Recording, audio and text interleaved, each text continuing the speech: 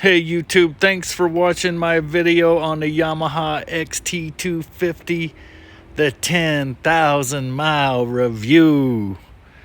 Actually, I broke 10,000 miles back in July, but I captured that moment on video, even though that's not so easy because you know me, it's just me holding the phone. Oh hey, first my disclaimer. I'm no motovlogger. I don't do riding videos. I don't really edit videos, maybe something simple on my phone.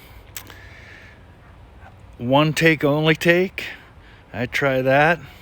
So if I misspeak, let me know. I'll correct it in the description. And video production quality in general on XT250 all day is low.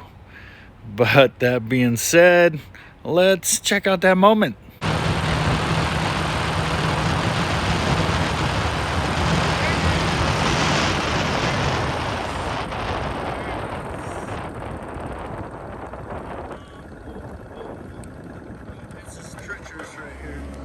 So, just turned 10,000 miles where I'm in Schofield, Utah. Just about to hit a trail. Oh, hey, there's a little ground squirrel right there. Yeah, 10,000 miles. Hey, I got some curves ahead. That's good. All right, the 10,000 mile review is coming up. That's usually an island right there, by the way. That's, we're in a drought big time. So yeah, that was back in July. It's now September, so I'm over 10,000 miles. But hey, I now have 10,000 miles that I put on this motorcycle because I bought it used.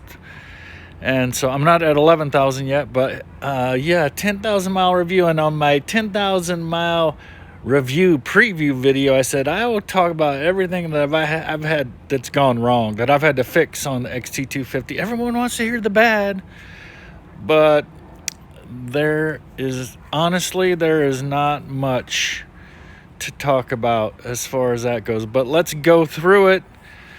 And you know, 10,000 miles, that's not a huge amount on these motorcycles. XT250, a lot of people get a bunch of miles, but I don't use it. And maybe I should talk a little bit about how I do use this bike. I don't use it as a commuter, and that's how you really rack up the miles, right? Riding it every day like that. But I've done mostly, I don't know, maybe 50-50, maybe 5,000 on-road, 5,000 off-road, probably maybe more off-road. But hey, it's a dual sport, right? So there are days that I'll go riding with a road bike guy and put a lot of miles on the road, you know, and other times that I'm like, boom, just off by myself on the Forest Service roads and such. So needless to say, dual sports are versatile. And one reason I got one, and this little dual sport right here is quite a little mountain goat. If you look up the Serow animal, which it was named after in the Japanese domestic model version, it's kind of like that. You're not gonna go flying on the highway on this bike, and you're not gonna go through whoops super fast, but everything else you can do it. I say it's a more capable bike than I am a rider. And I've had it. That's my first bike, 6 years now, and I haven't outgrown it. I've beaten on it. I have beaten on this bike, and you can see some of that. Look at the front fender right there. It's all bent. So, but this sucker is tough. But let's talk about what's gone wrong. Okay, and we'll start maybe at the back of the bike and move forward. Okay, anything gone wrong in the rear? Well, maybe you could say gone wrong is the original taillight because I took that off. But no, nothing's gone wrong back here. I'm still on the original rear sprocket. The chain at 10,000 miles is fine. I put that rack on. That's a Yamaha, genuine Yamaha accessory rack. I love that thing. And yeah, I replaced the taillight and put on some flush turn signals. Nothing's gone wrong back there. Rear shock is adjusted to full preload. I'm 200 pounds, so probably the next thing I would do to this motorcycle is suspension upgrade. I'm still going with the stock suspension, and I take it, I max it out sometimes, but it's all good. There's not a lot of choices for upgrading the suspension. You can put on a heavier spring. Cogent Dynamic has an awesome aftermarket rear shock, and that's the only one around, but it's like $750, $730, I don't know, something like that. A lot of money. So I'm still rolling with stock suspension, and I put on bigger foot pegs. The original foot pegs are narrow. I put on bigger foot pegs, DMOs. I have videos on all this stuff, really. I won't talk about it much. I put on a Zeta sprocket guard up front. I smashed that plastic piece a couple times.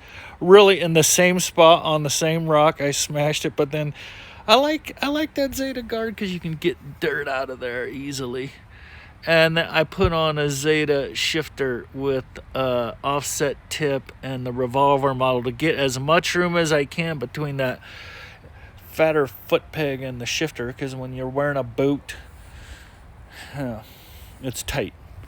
Okay, so what's going wrong with the engine? Not a dang thing. Nothing. Not one thing to talk about here. Fuel injection's been flawless. The only thing, I call this the brown turd. The original exhaust pipe that they put on the XT250 instead of a stainless is, and here's a tip for you. If anyone's talking about how to ride an XT250 and their bike doesn't, that tailpipe doesn't look like that, well, it's impossible to keep clean. Not impossible, but if you go on multi-day Red Rock rides, it's over. So I actually have had 2 people comment on this. A friend of mine is like, man, that bike looks good for, how you accept that front pipe. And someone else was like, hey, what happened to your front pipe? So, yeah. And unfortunately, like on the WR250R, stainless pipe always looks good. I love how this bike cleans up just spraying it down. I don't clean it much. Okay, so engine's been perfect. Nothing. And, I'm in a few groups on Facebook, and,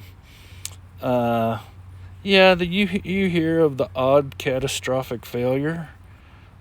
But in general, bulletproof. I put that skid plate on. I got rubber washers, and it reflects, it's a ricochet skid plate, and it reflects noise and engine noise up. So I have rubber washers, and I sprayed it with like a truck bed liner, and that helps some. Maybe I could do a few more coats of that, and that might quiet up a little bit. But I'm glad I have that thing on. I'll tell you that. In fact, let's look at that. It's taken some. It's even dented. So, yeah. It's a must to me. It's a must-have off-road. Front. Is anything gone wrong? No. I would probably, that front. These front forks are old school, not inverted. I can't remember how much travel they have, but not a giant amount comparatively to some bikes. But Cogent has a nice upgrade kit for it. And that's over $300, maybe $350. I don't know. You can spend $1,000 on their 2 upgrades for suspension, and some people have done it and said transforms the bike. So it's tempting, but I got the XT because it was kind of a value priced bike. I dented this front rim and got a used one from someone on eBay, and I've replaced the front brake pads, but nothing's gone wrong. Nothing's gone wrong up here at all. I bashed out this I bashed out the original headlight in a wreck, and I just replaced it. My last video was a review on this LED, TAC Industries LED light. I'm loving this thing. Yeah, really nice. And I should probably maybe put a guard on it this time. I didn't think I'd break my... Anyway, I also bent my front fender. I have that on order. New one on order. Look at that. You know, I have dropped this bike at over 200 times. For sure. That's another thing. This sucker is durable as far as all that goes. So nothing's gone wrong up here. Nothing. I have a dent on this gas tank. But I put this on and I never take it off. And I have a new gas tank. I found one for $100. My motivation to put it on is low. I did a video on this. I love that thing. It hardly ever comes off. Let's see. What's gone wrong up here? Well, I put on... I spent a lot of money on these highway dirt bike handguards. You can't even get this clamp anymore. You have to upgrade to a 1-inch bar to run these. But man, I love these, and with the mirrors and great, and you know, of course, nothing's gone wrong. But those are probably the third set of grips I'm on. I put on different bars. I needed some height to stand up. I'm 6 feet tall, and standing up was fine, except when I wanted to stand up all the way and just relax, like I'm going down a gravel road, I'm just like, I want to stand up. That was a little bit. So, you know, these risers are great. Nothing's gone wrong up here. Nothing. Put on a guard for my rear cylinder. I just put on new brake pads on the back. So it took a lot of miles before my rear brake. Maybe I probably don't use my rear brake enough. That's an aftermarket sticker. I covered up the name, you know, so had to put it somewhere. I don't put stickers on my moto, but I thought that was good. Nothing's gone wrong with the brakes. Oh, that's I bashed the original brake pedal, like, and it was in a curve. That's a Zeta trigger pedal with the brake snake stop sticks and stuff from going in between your brake pedal on your bike. Nothing's gone wrong. I still have a dent in my rear rim. Where is it? Right here. And you can see, look, man, I am, like I said, easy 200 drops on this moto. When I took off the rear light, you take off a lot of reflective stuff, so I actually stuck this piece of tape on my plate and on my fender, and there was a little nub right here, and one day I was washing it and it came out, so I had a little hole right there, and I hated it. So I was like, hey, tuning forks to the rescue. I got them here to match the ones that are there and there.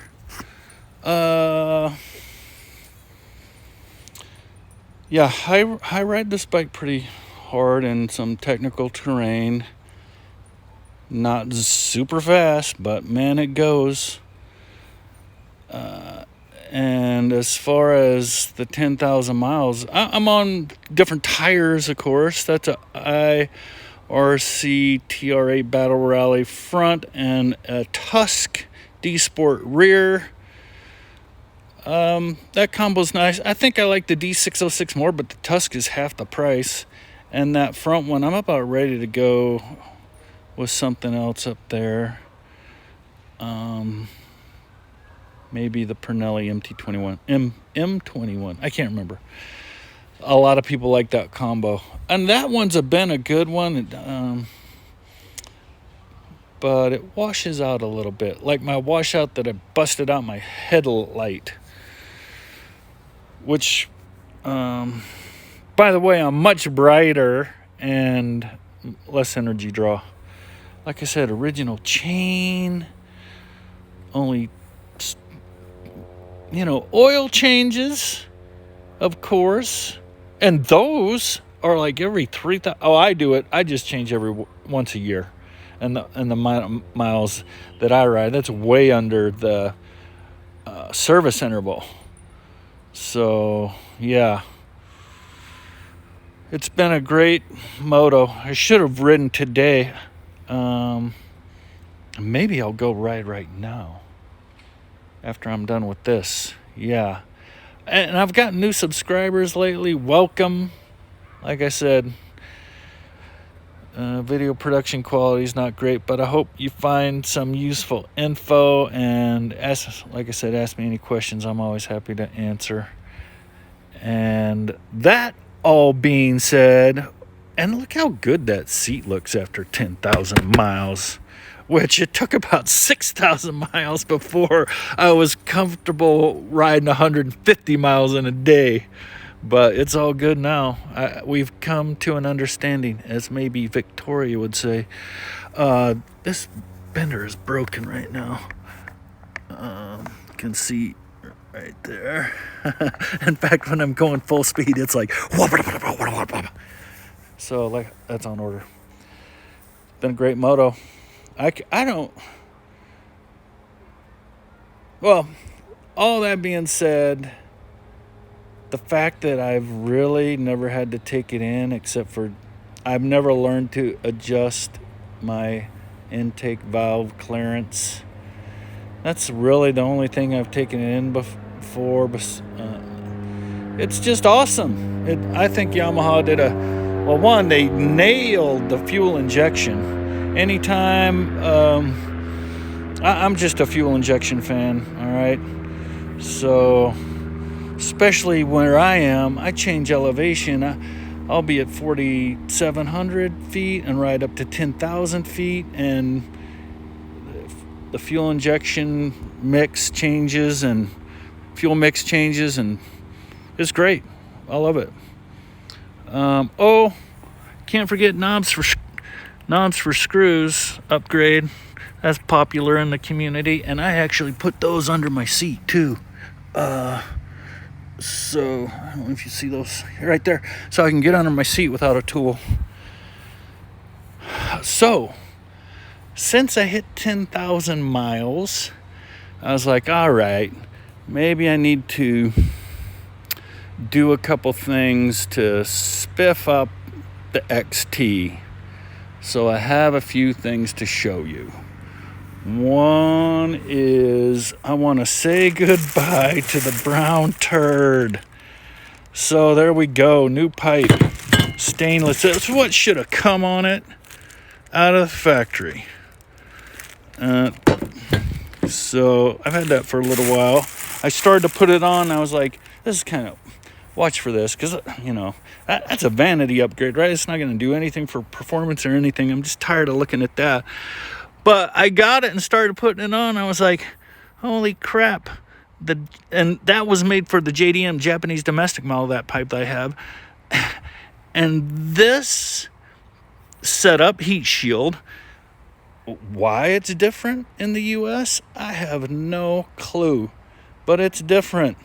So I started to put it on. I was like, oh, I'm going to have to MacGyver my heat shield. And I'm like, that's it. I'm not doing that. So I ended up ordering the Japanese domestic heat shield.